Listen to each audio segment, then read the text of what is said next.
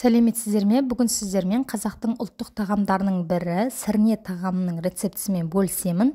Қазіргі кезде барлық той жиындарда жасалып жатқан трендтегі тағамдардың бір түрі, дастарханыңыздың сәні болатыны сөзсіз. Олай болса, видеоның соңына дейін қарап каналға тіркелуді ұмытпаңыздар.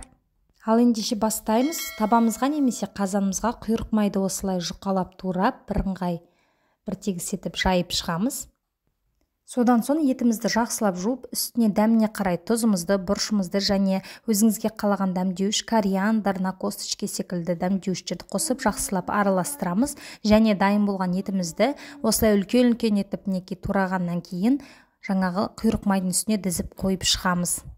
Бұл тағамға сіздер арнайы қабырғаны және тағы да басқа сүйектерді пайдалансаңыздар, одан дәмдірек болып шығады. Мен осылай тек қара кесек етпен дайындап көрдім.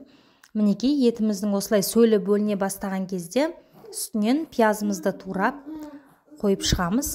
Етіміз пісіп жатқан кезде қамырымызды дайындайтын боламыз. Бөлме температурасындағы суға бір шай қасық тұзымызды саламыз және ұнымыздың үстіне бір жұмыртқаны жарып, мен аздаған сұйық май қосамын және жаңағы суымызды құя отырып, бізде орташа қамыр илейміз. Жаңағы етімізді өз сөлінде 40 минут шамасында пісіре бастаймыз. Егер сөлі тартылатын болса, су қоссаңыздар болады. Су қосып тағы да 1 сағат бойы жақсылап піскенше, жұмсақ болғанша қайнатамыз. Бізде осындай қаттырақ қамыр шығуы тиіс.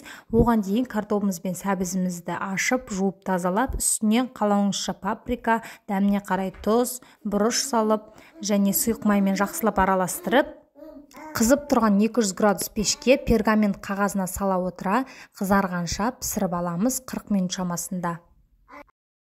Картоп пен сәбізді жаңағы пісіп жатқан еттің үстіне қойып та пісірсеңіздер болады, алайда езілмей жақсы шығу үшін осылай духовкада пісіріп қызарғанша пісіріп алсаңыздар өте дәмді болып шығады. Келесі кезекте гүлханымды дайындауға кірісеміз.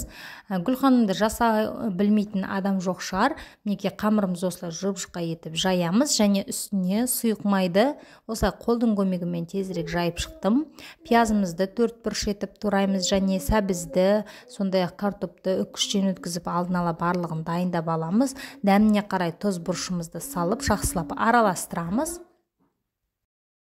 Содан соң жаңағы қамырымызды ортасынан осындай шалпағырақ бөлшектерге бөліп, үстіне жаңағы пияз сәбізімізді, картопымызды барлығын жіңішкертіп осылай қойып шығып, қамырымызды гүл тәріздес етіп, дәл видеодағыдай ораймыз және осылай гүліміздің шет-шетін ашып қоямыз.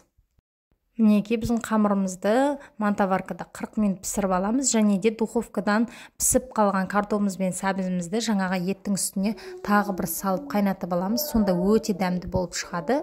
Осымен біздің ерекше дәмдары өте әдемі көрінетін сірне тағамыз дайын. Назарларыңызға көп рахмет.